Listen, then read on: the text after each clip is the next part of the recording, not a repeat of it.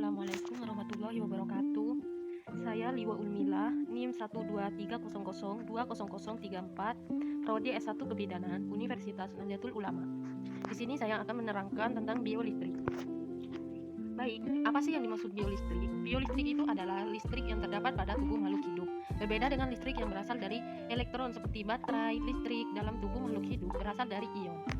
Jadi, listrik yang ada dalam tubuh kita bukan seperti listrik yang mengalir pada kabel listrik.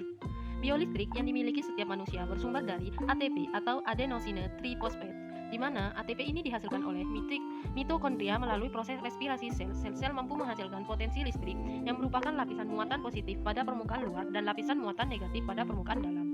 Bidang batas atau membran, jika diibaratkan lapisan muatan positif dan lapisan muatan negatif ini sama seperti katoda dan anoda dalam baterai. Jika baterai berguna untuk alat listrik, biolistrik berguna untuk tubuh makhluk hidup. Contohnya, seperti perjalanan impuls saraf menuju ke efektor. Pada tubuh manusia menjadi sangat cepat karena adanya proses kelistrikan pada sel saraf.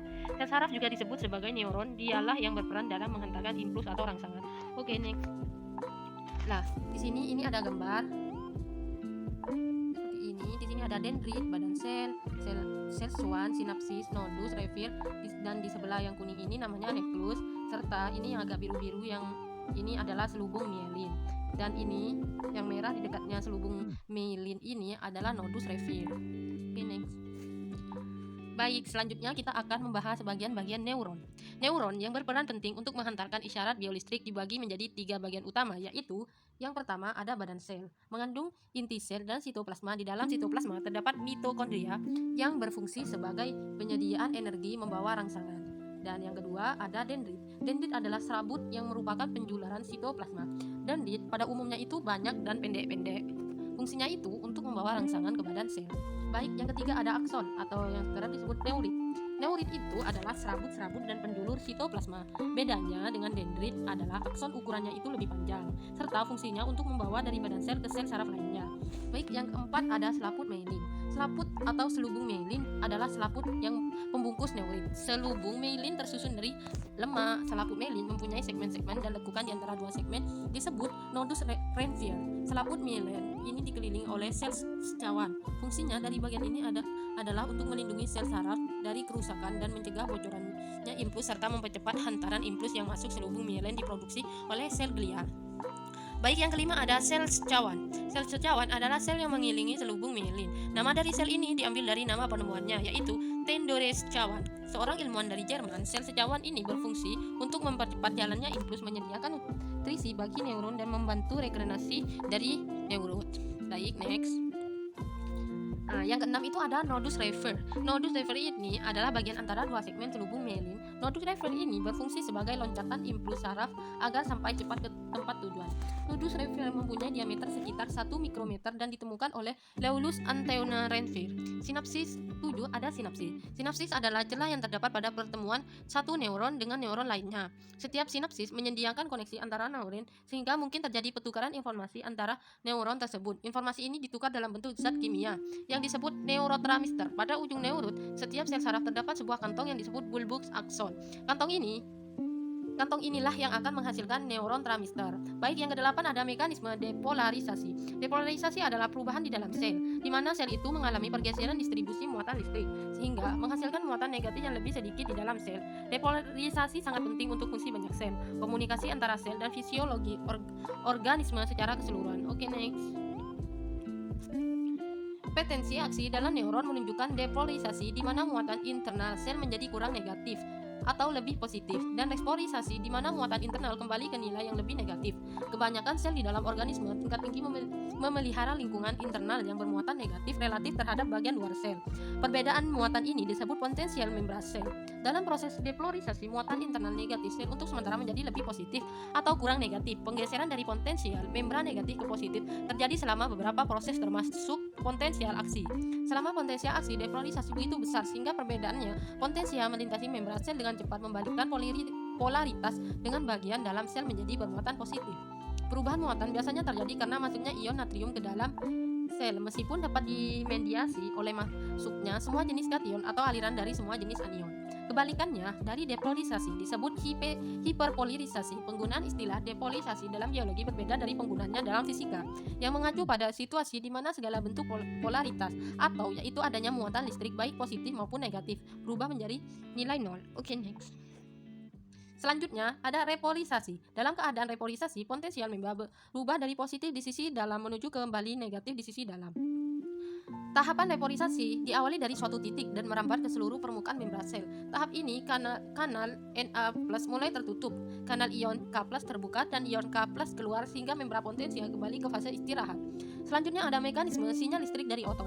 Sinyal listrik dari otot atau nama lainnya adalah elektromiogram. Sebuah otot terdiri dari banyak unit motorik. Suatu unit motorik terdiri dari satu cabang neuron dari batang otak atau korda spinalis dan 25-2000 serat otot atau sel yang berhubungan dengannya melalui motor end plate. Potensial istirahat di kedua sisi membran pada sebuah serat otot serupa dengan potensial istirahat di serat saraf.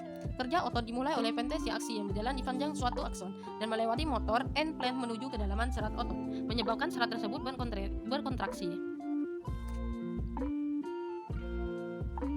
Selanjutnya, ada sinyal listrik dari jantung atau yang memiliki nama lain elektrokardiogram. Kerja jantung yang ritmik dikendalikan oleh suatu sinyal listrik yang diawali oleh stimulasi spontan.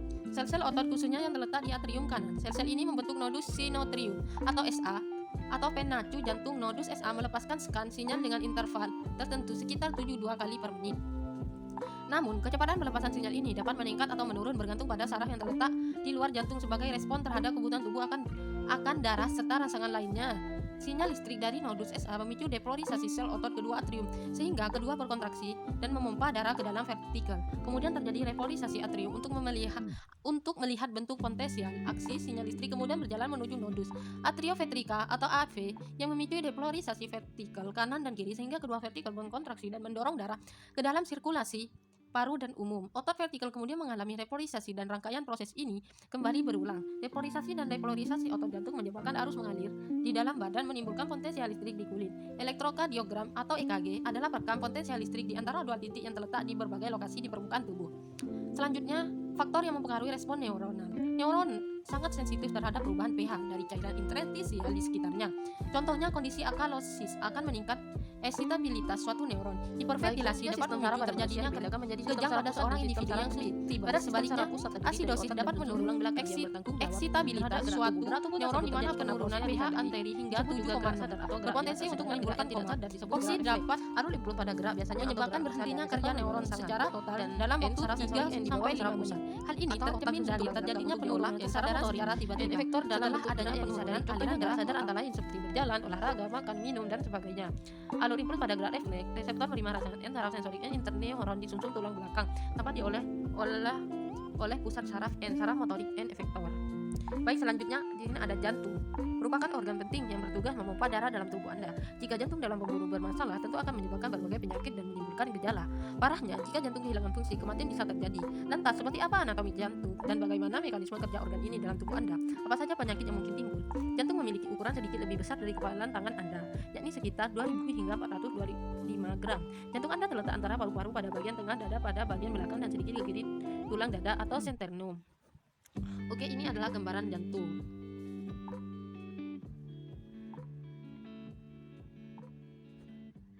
Baik, selanjutnya di sini kita akan membahas tentang bagian-bagian jantung. Yang pertama ada perikardium. Perikardium ialah sejenis membran serosa yang menghasilkan cairan serosa untuk melumasi jantung selama berdenyut dan mencegah gesekan yang menyakitkan antara jantung dan organ sekitarnya.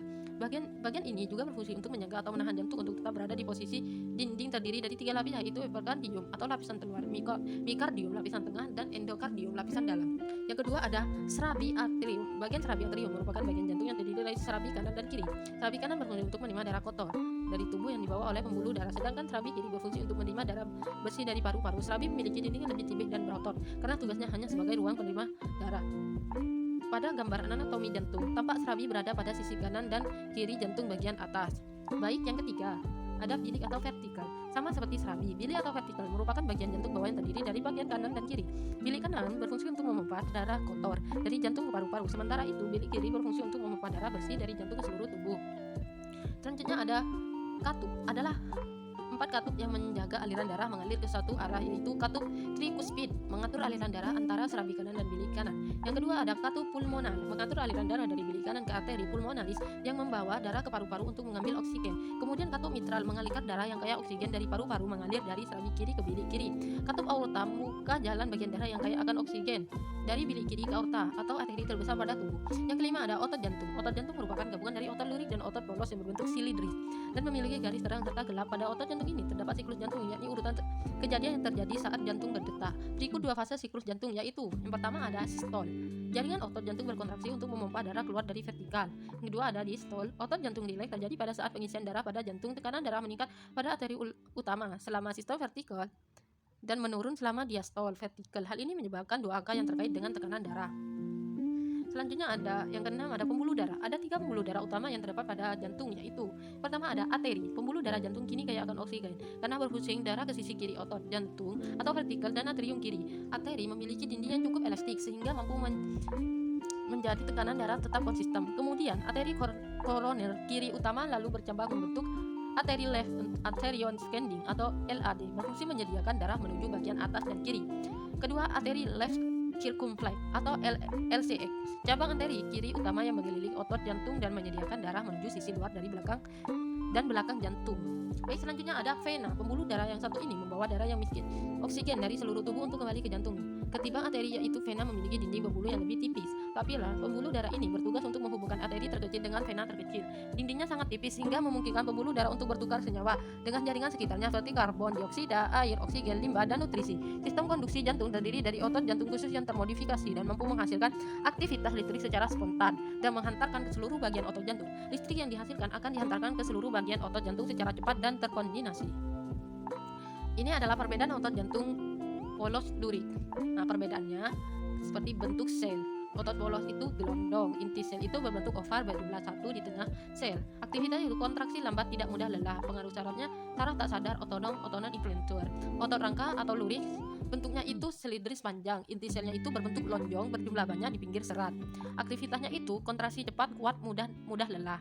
Pengaruh sarafnya saraf sadar, otot, dan flunter. Kalau otot jantung, bentuk selnya itu silindris, bagian ujung bercabang atau 2. Inti selnya berbentuk lonjong panjang berjumlah 1 di tengah serat. Aktivitasnya itu kontraksi cukup kuat, ritmik, otomatis, tidak mudah lelah. Pengaruh saraf otonom, otot, influencer. Baik, terima kasih penjelasan dari saya. Kurang lebihnya mohon maaf. Assalamualaikum warahmatullahi wabarakatuh.